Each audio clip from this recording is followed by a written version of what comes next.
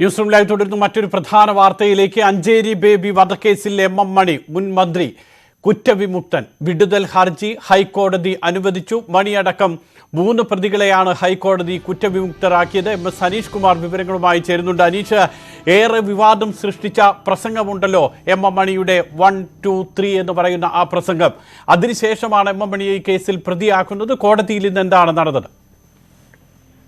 മണക്കാട്ട് വെച്ച് നടത്തിയ വിവാദ പ്രസംഗം 2012 മെയ് 25-ന് എം മണി അന്ന് ഇടുക്കി ജില്ലാ സെക്രട്ടറി ആയിരിക്കും നടത്തിയ വിവാദ പ്രസംഗത്തിന്റെ അടിസ്ഥാനത്തിലാണ് ഈ രാഷ്ട്രീയ പ്രതിയോഗികൾ തങ്ങൾ പട്ടിക തയ്യാറാക്കി വകവരുത്തിയതായി വെളിപ്പെടുത്തലുണ്ടായത്. ഇതിന്റെ അടിസ്ഥാനത്തിലാണ് പിന്നീട് അദ്ദേഹത്തിനടക്കം എതിരെ പ്രതികളാക്കി കേസെടുത്തത്. ഇതിൽ 3 കൊലപാതകങ്ങളാണ് അന്ന് പ്രധാനമായും ഉയർന്നു വന്നത്. അഞ്ചേരി ബേബി, മുള്ളഞ്ചിറ മത്തായി, മുട്ടുകാട് നാണപ്പൻ എന്നിവരുടേത്. ഇതിൽ അഞ്ചേരി ബേബി വധക്കേസിലെ പ്രതിയായാണ് ഈ എം മണിയും OG മദനും AK ദാമോദരനും ഒക്കെ അടക്കമുള്ള ആളുകളെ പ്രതികളാക്കിയത്. ഇതുമായി ബന്ധപ്പെട്ട് തൊടുപുഴ സെഷൻസ് കോടതിയിൽ കേസ് പുരോഗമിച്ചു വരികയുമായിരുന്നു. അവിടെ ഒരു വിടുതൽ ഹർജി എം മണി നൽകിയിരുന്നു. ആ വിടുതൽ ഹർജി അനുവദിക്കാതിരുന്ന ഒരു സാഹചര്യമുണ്ടായി. ഇതിന്റെ അടിസ്ഥാനത്തിലാണ് പിന്നീട് പ്രതികൾ ഹൈക്കോടതിയെ സമീപിച്ച് ഈ കേസിൽ നിന്നും കുറ്റവിമുക്തനാക്കണം അല്ലെങ്കിൽ വിടുതൽ നൽകണം എന്ന അപേക്ഷ നൽകിയത്. ഈ വിടുതൽ ഹർജിയിലാണ് ഇപ്പോൾ ഹൈക്കോടതി തീരുമാനമെടുത്തിരിക്കുന്നത്. അതായത് എം മണി, OG മദനൻ, പാമ്പുപാറ കുട്ടൻ എന്നിവർ ഈ അഞ്ചേരി ബേബി വധക്കേസുമായി ബന്ധപ്പെട്ട പ്രതികൾ അല്ല, അല്ലെങ്കിൽ അവർ കുറ്റവിമുക്തരായിരിക്കുന്നു എന്ന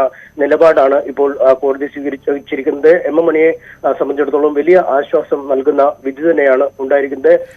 അനീഷ് തുടരുക. എം മണിക്കും അതോടൊപ്പം തന്നെ മറ്റ് പ്രതികൾക്കും വലിയ ആശ്വാസം നൽകുന്ന ആ വിധി